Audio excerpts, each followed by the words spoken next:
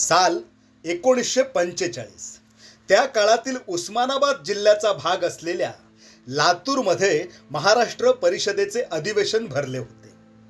हा असा काळ होता की जनमानसात सावकारशाही विरोधात प्रचंड असंतोष वाढत होता। सरकारने सावकारी नियंत्रण कायदा लागू केला, पण ह्या कायद्याला विरोध करणारेच काँग्रेसचे मातब्बर समजले जाणारे फुलचंद गांधी या अधिवेशनाचे स्वागताध्यक्ष होते।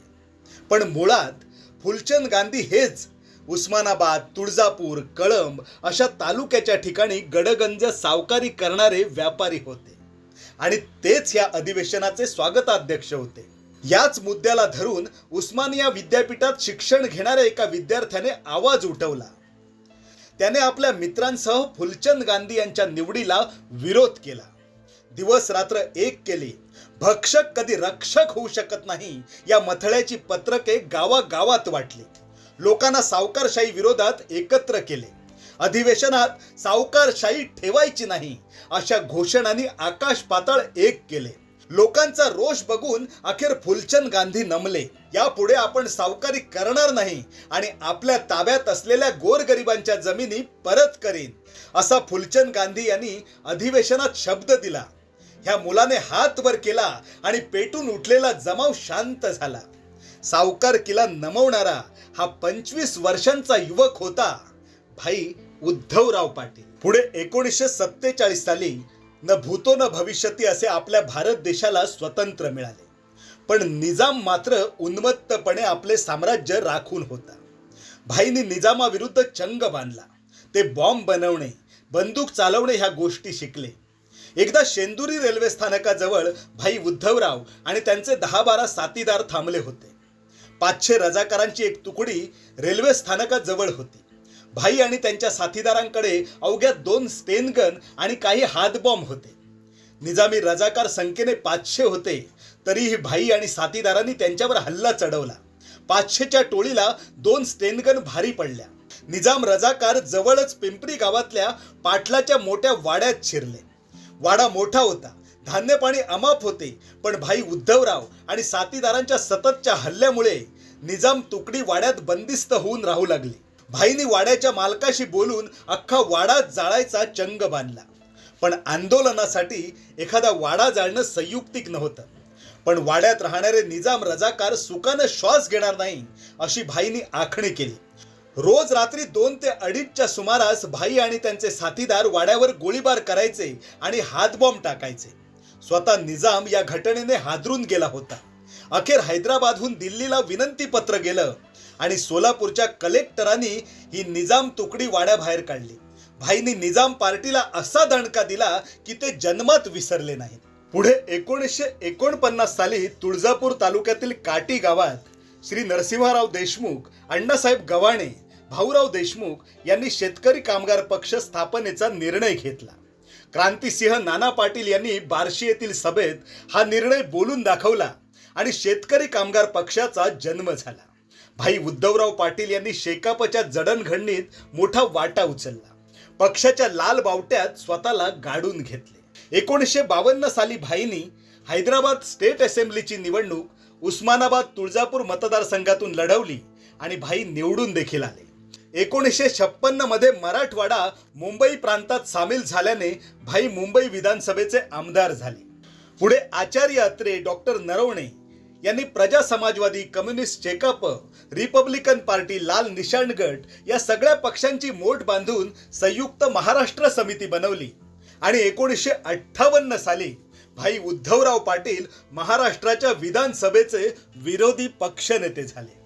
विधानसभेत भाई उद्धवराव बोलायला उभे राहिले की मुख्यमंत्री यशवंतराव चव्हाणांसह सर्व विरोधक सुद्धा त्यांचे अभ्यासपूर्ण भाषण ऐकण्यासाठी शांत बसत। महाराष्ट्र आणि शेतकऱ्यांच्या मुद्द्यांवर भाई बोट ठेवत आणि सरकारला जाब विचारत। भाई आणि त्यांच्या कार्यकर्त्यांचे राहणीमान इतके सामान्य होते की शेकापच्या नेत्यांना घालायला कपडे तरी आहेत का असे प्रश्न विरोधक विचारत।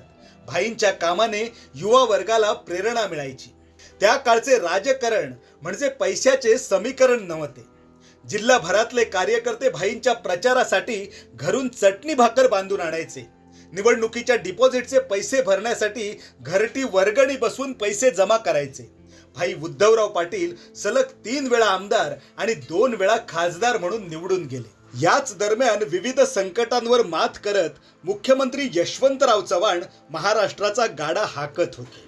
अशातच चीनने भारताला गाफील ठेवत 1962 साली भारतावर हल्ला केला.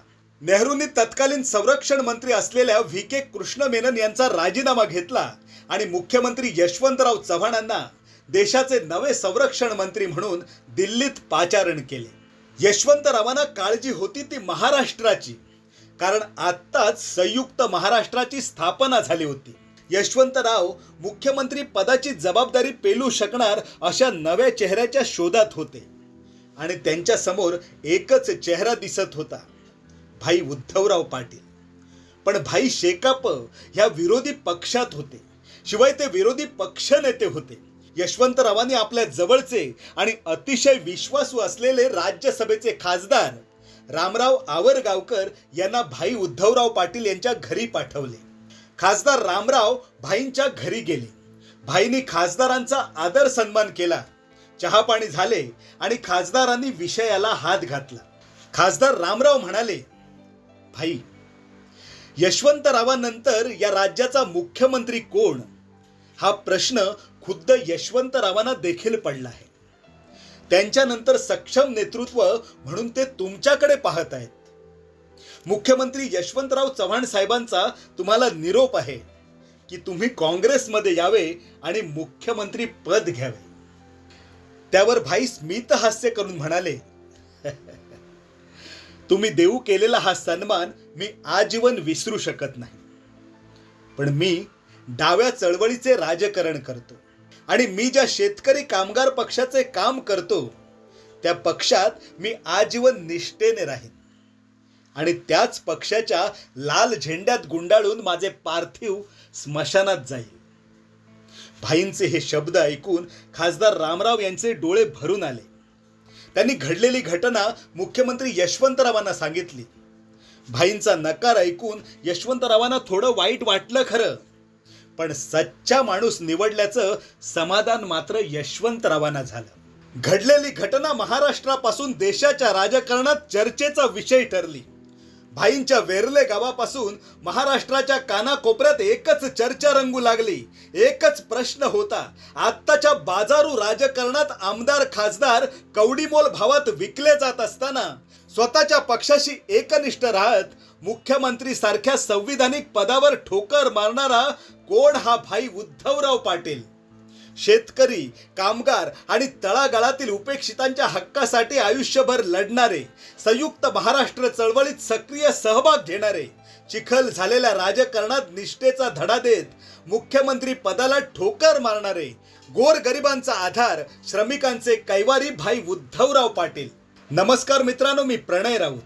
प्रेरणा क्रिएशन्स माझी कविता या आमच्या यूट्यूब चॅनलच्या माध्यमातून आज ध्येयवेडी माणसे या सदरात महाराष्ट्राचे माजी विरोधी पक्षनेते भाई उद्धवराव पाटील यांच्याविषयी जाणून घेत आहोत. दिनांक 30 जानेवारी 1920 रोजी बार्शी तालुक्यातील इर्ले या लहानशा गावी भाई उद्धवराव पाटील यांचा जन्म झाला. भाईंचे आई वडील, आजोबा, चुलते सर्व वडिलोपार्जित पारंपरिक शेती करत होते. ना कुठली शैक्षणिक पार्श्वभूमी होती, ना कुठला राजकीय वारसा होता.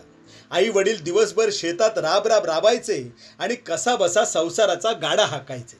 इर्ल्याच्या प्राथमिक शाळेत भाईंनी 3री पर्यंत शिक्षण घेतले आणि 4थी इयत्तेत ते काटी गावात गेले. पुढे 5वी ते 7वी पर्यंतचे शिक्षण त्यांनी तुळजापुरात पूर्ण केले. पुढे उस्मानाबादमधील गव्हर्नमेंट मल्टीपर्पज हायस्कूलमधून भाईंनी SSC शिक्षण पूर्ण केले. याच काळात भाईंचे नेतृत्व गुण आणि राजकीय समज आकार घेत होता. भाई मॅट्रिकच्या वर्गात असताना आर्य समाज चळवळीचे पंडित नरेंद्रजी यांना निजाम सरकारने अटक केली होती. या घटनेचा निषेध म्हणून भाईंनी आपल्या सहकाऱ्यांच्या मदतीने गव्हर्नमेंट मल्टीपर्पज हायस्कूल 1 दिवसासाठी बंद पाडले. पुढे भाईंचे वंदे मातरम आंदोलन असेल किंवा फुलचंद गांधी यांच्या विरोधात उभारलेले भक्षक कधी रक्षक होऊ शकत नाही ही आंदोलने खूप गाजली. भाईंनी इंटर सायन्सचे शिक्षण अलीगड मुस्लिम विद्यापीठात पूर्ण करत त्यांनी कायद्याचे शिक्षण घेत LLB पूर्ण केले. शिक्षण पूर्ण केल्यानंतर भाईंनी काही काळ वकिली केली, पण वकिलीत भाईंचे मन रमले नाही. त्यांनी स्वतःला समाजसेवेत झोकून दिले. शेतकरी कामगार पक्षाचा झेंडा हातात घेऊन भाई 3 वेळा आमदार आणि 2 वेळा खासदार झाले.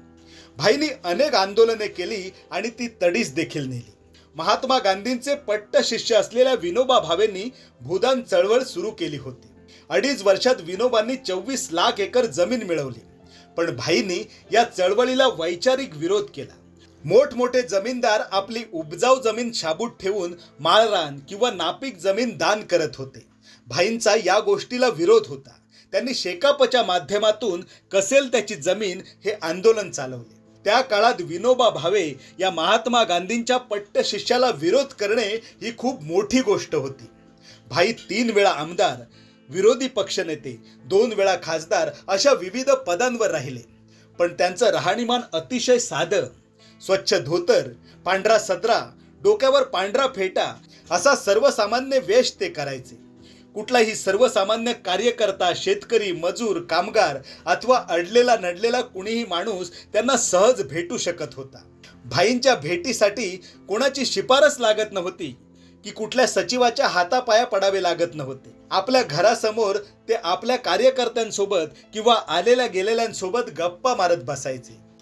भाईंच्या अचाट कारकिर्दीने प्रभावित झालेल्या सर्वपक्षीय नेत्यांनी दिनांक 9 ऑक्टोबर 1983 रोजी औरंगाबाद येथे यशवंतराव चव्हाणांच्या हस्ते भाईंचा मोठा नागरी सन्मान केला. शेतकरी, सर्वसामान्य जनता, कामगार यांच्यासाठी भाई हयातभर लढले. पण आयुष्यभराच्या या दगदगीत त्यांनी स्वतःच्या तब्येतीकडे मात्र दुर्लक्ष केले. आयुष्याच्या शेवटी त्यांना कर्करोगाने ग्रासले. साधारण 1981 मध्ये कर्करोगाचे निदान झाले. त्यावेळी भाई आमदार निवासात राहत होते आणि त्यांची ट्रीटमेंट टाटा मेमोरियल हॉस्पिटलमध्ये सुरू होती. भाई आणि त्यांचा मुलगा बसने हॉस्पिटलला जात असत. सांगून विश्वास बसणार नाही, 3 वेळा आमदार, 2 वेळा खासदार राहिलेला हा माणूस बससाठी रांगेत उभा राहून उपचार घेण्यासाठी जात असे. जेव्हा केमोथेरपी ट्रीटमेंट चालू होती तेव्हा भाईंना प्रचंड त्रास व्हायचा, तरी देखील ते बससाठी थांबत असत. एक दिवस त्यांचा मुलगा त्यांना म्हणाला, भाई, आपण हॉस्पिटलला जाताना टॅक्सीने जात जाऊ. त्यावेळी जे भाईंचे शब्द होते ते शब्द ऐकून तुमच्याही डोळ्यात पाणी येईल. भाई आपल्या मुलाला म्हणाले, अरे कशाला उगाच टॅक्सीचा खर्च करायचा, इतके पैसे कुठे आहेत आपल्याकडे, शिवाय तुझं आणि 2 बहिणींची अजून लग्न व्हायची आहेत, पैसे वाचवले पाहिजेत. पुढे ही गोष्ट सर्व राजकीय नेत्यांना समजली. त्यांना भाईंची आणि त्यांच्या कुटुंबाची काळजी वाटू लागली. तुम्हाला ऐकून नवल वाटेल, भाईंना 3 वेळा सरकारी कोट्यातून मुंबईत घर मिळत होते, पण ते घरही भाईंनी नाकारले. पुढे दिनांक 12 जुलै 1984 रोजी उस्मानाबाद येथील आपल्या निवासस्थानी भाईंनी अखेरचा श्वास घेतला आणि ज्या शेकापच्या लाल झेंड्याचे भाईंनी आयुष्यभर नेतृत्व केले त्याच लाल झेंड्यातून भाई अनंतात विलीन झाले. शेतकरी, कामगारांसाठी, उपेक्षितांसाठी आयुष्यभर झटणारा त्यांचा लाडका भाई अनंतात विलीन झाला. मित्रांनो, आताच्या बाजारू राजकारणात विकलेले नेते जेव्हा आपण पाहतो तेव्हा आपल्यालाही राजकारणाचा किळस येतो. पण आपल्याला हे विसरून चालणार नाही की याच महाराष्ट्रात भाई उद्धवराव पाटील, गणपतराव देशमुख, दिबा पाटील, मधु दंडवते, आर पाटील यांच्यासारखे कर्तृत्ववान राजकारणी देखील होऊन गेलेत. म्हणूनच आपला महाराष्ट्र अजूनही खंबीरपणे उभा आहे. भाई उद्धवराव पाटील यांच्याविषयी तुम्हाला काय वाटते हे कमेंट करून नक्की सांगा. आमच्या प्रेरणा क्रिएशन्स माझी कविता या यूट्यूब चॅनलच्या माध्यमातून भाई उद्धवराव पाटील यांना मानाचा मुजरा. मित्रांनो, आमच्या चॅनलवर जर आपण नवीन असाल तर चॅनलला नक्की लाईक करा, सबस्क्राईब करा. मी प्रणय राऊत आता आपली तात्पुरती रजा घेतो. लवकरच भेटूया एका नव्या व्हिडिओसह. धन्यवाद.